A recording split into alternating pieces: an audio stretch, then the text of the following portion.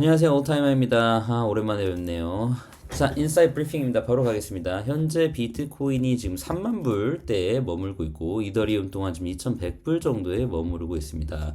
Congratulations. 너무 축하드립니다, 여러분. 그쵸? 비트, 이더 여러분 끝까지 믿어주신 분들 이렇게 또뭐 불장은 아니지만 그쵸? 그리고 또 이제 미니 불장 느낌 나게 우리가 이제 하락장의 끝에서 다시 한번 반등이 오고 있는 거를 보고 있어서 너무 기쁩니다.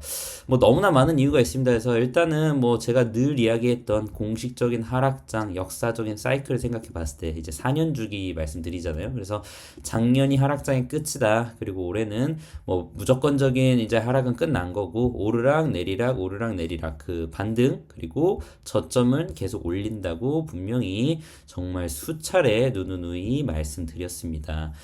여러분 알다시피 1년 뒤가 비트코인 이제 반감기인데 대체적으로 이 반감기인 해에 불장이 이제 시작이 된다고 보면 되고요. 이런 4년 주기가 역사가 늘 반복되기에 역사를 좀 알아야 된다고 말씀드립니다. 그래서 지금 저한테 뭐 개인적으로 뭐 연락 오시는 분들이 지금이라도 비트를 사야 하는데 너무 늦은 게 아닌가 이렇게 이제 얘기를 많이 하시는데 분할 매수를 하시면 좋을 것 같아요.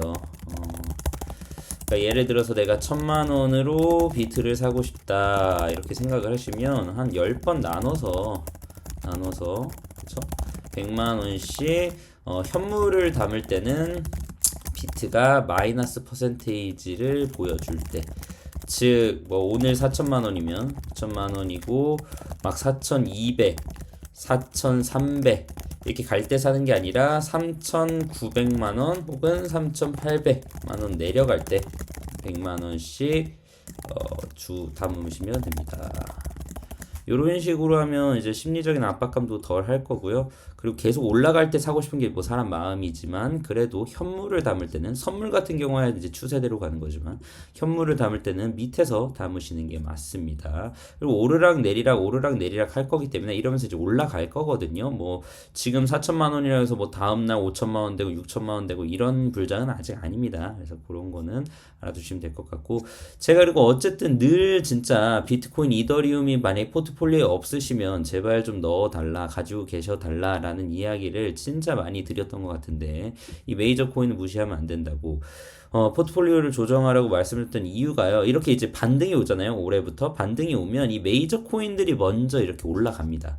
그 다음 메이저 코인들이 이제 횡보하면서 알트들이 가거든요. 근데 지금 본인들이 이제 가지고 계신 여러분들이 갖고 있는 비트코인은 왜 3만 불까지 갔는데 4천만 원까지 갔는데 내 코인은 왜 회복이 안 되냐라고 생각하시는 분들 이 알트코인 특징 등을 좀 아셔야 돼요. 일단 우선 알트가 불장이면 뭐 모두가 같이 오르는 형태니까 뭐 다 오를 수 있죠. 근데 그런 게 아니라면 그러니까 지금은 불장이라고 보기는 어렵거든요. 그런 상태라면 두 가지가 필요합니다. 첫 번째는 트렌드에 맞는 알트여야 돼요. 그러니까 예를 들어서 올해 초에 AI 관련된 코인 AGI도 그렇고 뭐 이 오션 등등 뭐 이 여러 가지 챗 GPT 뭐 마찬가지죠. GPT라는 코인 이런 코인들이 AI와 관련된 트렌드 때문에 쭉쭉쭉 올랐습니다. 불장 때는 엑시 인피니티를 필두로 게이밍 코인들 샌드박스니 마나니 싹 다 올랐잖아요. 갈라니 그런 이런 트렌드가 있기 때문에 이 트렌드에 맞는 알트라면 같이 오를 수 있어요. 뭐 최근에 아비트럼 같이 뭐 이번에 수위도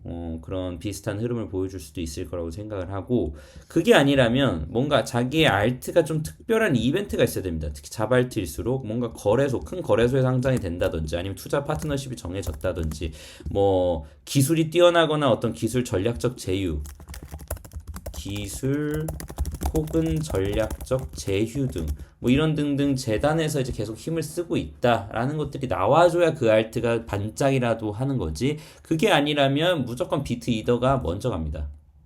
그래서 그걸 꼭 아시면 좋을 것 같고 포트폴리오를 그래서 내가 자발트만 100% 갖고 계신 분들은 아직도 조정을 좀 하셔야 돼요. 적어도. 왜냐면 비트이더도 계속 올라갈 룸이 많이 남아 있습니다, 여러분.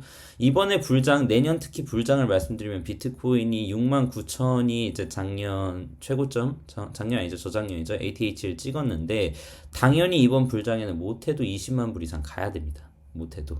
69,000 다시 찍고 내려올 일은 없다고 저는 생각을 하고, 기본적으로 10만 불도 그냥 돌파를 해야 되는 게 맞죠.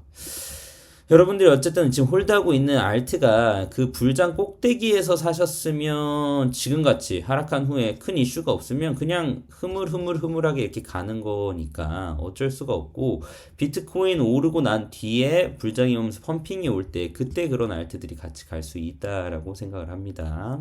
이게 이제 역사적인 이유 혹은 비트와 이더를 무시해서는 안 되는 이유입니다. 자, 그 다음 이유 뭡니까? 말 그대로 뱅크런이 발생을 했죠. 그러면서 이제 더 이상 은행도 안전하지 않다라는 게 검증이 됐지 않습니까? 뭐 제가 이제 코인 마켓캡 헤드 칼럼 기사를 분석을 한 걸 보면요. Bitcoiners react to Credit Suisse crisis. Credit Suisse가 이제 스위스 이제 은행이잖아요. 여기가 지금 뭐 박살이 나고 아주 헐값에 팔리고 이런 이제 형태가 이제 나왔는데, 2017년 노벰버 11월 달에 이 CEO 오브 크레딧 스위스가 이제 그런 얘기를 했죠. 비트코인은 버블이다. 이제 믿을 수 없다. 그랬는데 이때 당시에 7,000불 정도 이제 트레이딩이 되고 있었어요, 비트코인이. 그리고 이 CEO가 비트코인을 unattractive, 매력적이지 않은 어떤 형태를 갖고 있다라고 얘기를 했습니다. Fast forward 5 years, 5년 뒤인 지금 쭉쭉쭉쭉쭉 넘어가고 뱅킹 크라이시스가 오히려 터지는 거를 보니까 참 아이러니가 발생을 한 거죠. 그쵸? 5 years ago, 5년 전만 해도 CEO of Credit Suisse가 비트코인을 버블이다. 그러니까 어떻게 보면 뭐 한여름밤의 꿈이다, 뭐 스캠이다, 뭐 이거는 뭐 매력이 없다라고 했지만 비트코인은 300% 이상이 올랐고 크레딧 스위스는 아주 헐값에 5분의 1 사이즈밖에 안 되는 도지코인의 가격으로 팔렸다. 자, 그러면 누가 이 비트코인을 이제 뭐라고 했던 이 사람이 봤을 때 과연 누가 진짜일까라고 볼 수가 있는 거죠. 그렇죠? 이렇게 이제 뱅크런이 오히려 발생을 하면서 반사 이익으로 다시 비트코인에게 쏠리고 있습니다. 어떻게 보면은 은행도 안전하지 않구나, 뭐 주식이든 어떤 거든 어떤 투자를 하는 거에 있어서 리스크가 있구나. 근데 뭐 지금 뭐 연준의 형태를 보시고 있으시면 아시다시피 인플레이션이라는 게 막 오르니까 이제는 인플레이션을 내리려고 돈을 회수하고 금리를 올리고 돈을 갖고 계속 장난을 치잖아요. 근데 비트코인은 그게 안 되거든요. 그러니까 오히려 비트코인의 안정성과 그런 것들은 검증이 되는 지금 세계적인 무대에서 또 한 번 누가 진짜인지를 알려주고 있고요. 그리고 오히려 지금 이러다 보니 이제 연준에서도 계속 인상을 하기가 어려운 거예요. 금리 인상을 계속하니까 뱅크들이 이제 감당을 못하는 겁니다. 은행들이 싹 다 무너지면 다시 한번 뭐 전 세계적으로 도미노 같이 이제 뭐 파산들이 나올 수도 있고, 이거는 당연히 뭐 정치인들도 그렇고 은행에서도 원하는 게 아니니까 이젠 끽해봐야 마지막 금리 인상이 아닐까. 아마 이것도 0.25% 정도로 보고 있는데 마지막 금리 인상의 가능성으로 보인다라는 거죠. 이게 마지막 금리 인상이라는 게 무슨 말입니까? 더 이상 금리가 오르지 않으면 내려간다라는 거잖아요. 그 말은 다시 한번 투자하기 좋은 시절이 온다라는 뜻이고, 이게 또 상승장인 내년으로 넘어가는 것입니다. 여러분이 지금까지 잘 버티고 뭐 지금도 제 유튜브를 보시면서 큰 그림을 그리시고 계신 분들에게는 상당히 고무적인 이야기고, 우리는 그래도 뭐 우리가 당장 내일의 미래는 알 수 없었지만 이 큰 틀에서는 전혀 틀리지 않고 가고 있다라는 거 아시면 좋을 것 같아요. 네, 그래서 제가 이제 또 인사이트를 좀 드리면요. 레이어 1 전쟁은 이더리움의 승리다. 이제 레이어 2가 남았다라는 건데요. 뭐 이더리움 킬러라고 하면서 등장한 솔라나 지금 뭐 이미 저 세상으로 쐈죠. 뭐 이건 이미 끝났고요. 비트코인은 죽었다라고 수백 번, 수천 번, 뭐 수만 번 이야기하고 있는 사람들도 비트코인이 다시 또 오르고 있는 걸 보면서 어떤 마음이 들지 궁금합니다. 에이다 창업자죠. 칼다노 창업자가 이제 자체 ZK 롤업 기술 출시 계획이 있다라고 이제 밝히고 있습니다. 그래서 에이다도 그렇고 폴리곤도 그렇고 이런 코인들은 그래도 이제 꾸준하게 기술적으로 이제 플러스 알파를 업그레이드를 계속 하고 있거든요. 그래서 이더리움을 킬러로 나오는 게 아니라 폴리곤도 그렇고 에이다도 그렇고 어떻게 보면 이제 자체 생태계나 레이어 2 그리고 이런 좀 기술을 앞세워 세워서 비트 이더의 대항마가 아니라 비트 이더를 사용하는 그 캐릭터리스틱과 다른 캐릭터로 이제 나아갈 겁니다. 그래서 프라이버시에 초점을 맞춘 사이드 체인이라고 이제 이야기를 합니다. 그래서 에이다 또한 뭐 여전히 특히 AGI라는 또 인공지능에 관련된 코인이 에이다 요 찰스 허스킨스하고 또 관계가 있기 때문에 이런 쪽에서도 플러스 알파가 나오지 않을까라고 저는 보고 있고요. 지금 가장 이슈가 되고 있는 게 요 DeFi 규제거든요. 이제 SEC에서 DeFi를 자꾸 건들리려고 하죠. 근데 요 SEC의 전문위원 중 한 분, 요 해스터 피어스라는 분은 상당히 그 친암호화폐 뭐 프로텍터다 가디언이다 이런 이야기를 이제 들을 정도로 이 되게 좋은 이야기들을 많이 해주고 있는데 DeFi를 규제를 한다면 이건 새로운 기술을 소멸시키는 결정이다라는 이야기를 했어요. 그래서 진보가 아닌 정체를 지지하고 중앙 집중화만 자꾸 강요하고 새로운 기술은 미국에서는 못하고 해외로 추방하고 소멸시키는 결정이다라고 얘기를 합니다. 투자자들에게 돌아가는 이익은 생각하지 않고 자꾸 이제 잘못된 걸로 확대하고 있다라고 얘기를 하고 있고요.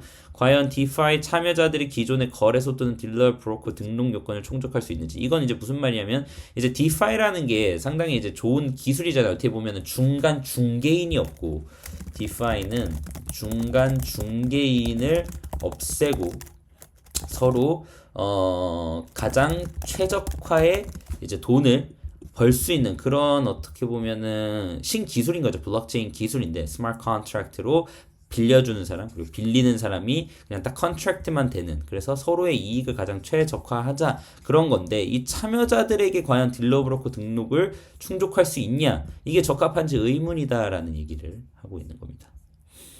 뭐 제가 이제 저번에 영상에서도 그렇고 뭐 제 단톡방에서도 그렇고 홍콩에 직접 방문하면서 이 홍콩의 생태계가 점점 커질 것이라는 걸 12월이었나요? 1월이었나? 그때도 뭐 말씀드렸지만 이 홍콩이 정부에서 그리고 메인랜드 차이나는 어떻게 보면 자기네들이 정치적인 방향성과 또 지켜야 할 선들이 있지만 홍콩으로 문을 열어주면서 이쪽에서 이제 크립토들 어떤 벤처든 크립토 투자를 길을 계속 열어주고 있습니다. 그래서 이제 정치 쪽에서도 $10,000,000의 웹 3.0 생태계 펀드를 공식 출범을 시켰고 올해 혹은 내년에 암호화폐를 법제화해서 아예 이제 프레임 안에 넣고 데리고 가겠다라는 얘기가 나오고 있는 거죠. 상당히 긍정적입니다. 그래서 홍콩에서 저 또한 거래소들이나 이제 기업들 컨택트를 하면서 이쪽에서 돌아가는 것들을 최대한 밀접하게 보고 있습니다. 뱅크 오브 아메리카에서 실물 자산을 토큰화하는 디지털 자산 시장의 성장 원동력이다라고 얘기가 나오고 있죠. 현물이 있는 것들이 토큰화가 되는 게 정말 핵심 동력이 될 것이라고 뭐 저 또한 계속 얘기해 드리고 있고요. 이게 이제 어떻게 보면은 unreal한 거를 리얼로 바꾸게 되거나 리얼인 어떤 실제 것들을 NFT화해서 혹은 블록체인을 입히면 대박이 날 것이다 라고 제가 보고 있는 지점들이고요. 부동산 그쵸? STO 마켓 그 다음에 또 어떤 NFT 멤버십이라는 게 실제 있는 뭐 호텔이나 공연 그리고 엔터테인먼트 이런 쪽은 무조건 가져가게 될 거고 심지어 저는 KBO나 뭐 KBO 맞나요? 그 야구 이런 좀 팬들이 많은 곳 구장들은 해야 돼요. 뭐 현대백화점 신세계도 마찬가지고 그런 쪽에서도 충분히 만들어낼 수 있는 부분들이 있다라고 생각을 합니다. 그리고 이런 것들은 잘 준비가 되면 더 잘 갈 수 있다라고 생각을 합니다. 토큰화된 금의 가치가 10억 달러를 넘어섰다. 금 또한 마찬가지죠. 실제 있는 금을 토큰화 시켜서 판다라면 이건 현물을 갖고 리얼한 것과 언리얼한 것들을 같이 엮어내는 거잖아요. 기록하는 과정이고 거래에서 중개인이 포함되지 않기 때문에 사업활거가 편합니다. 그렇죠? 토큰화된 금은 결제, 관리 수수료, 보관 비용이 어디 있어요? 그렇죠? 과거 불가능 불가능했던 물리적 금의 소유권과 가치 이전이 가능해졌다. 실물 자산의 토큰화 디지털 자산시장 성장의 핵심 원동력이 될 것으로 보인다. 맞습니다. 네, 여러분. 어쨌든 블록체인은 없어지지 않을 거고요. 여러분의 비트코인 또한 없어지지 않을 겁니다. 예, 제가 좀 시간이 좀 걸리고 있는데 계속적으로 저는 지금 실질적인 어떤 회사들 컨설팅도 좀 해드리고 있고 NFT 뭐 멤버십 하는 법, AI 그리고 계속적으로 이 블록체인 지금 재단 쪽에서도 제가 지금 컨설팅을 하고 일을 하고 있고요. 정리되는 대로 이렇게 하나씩 좀 전달을 해드리려고 합니다. 그래서 뭐 제 유튜브가 더 자주 영상을 좀 올려드리고 싶은데 그러지 못한 점들 죄송하고요. 아무튼 오늘도 감사합니다. 올타임 하이 하세요.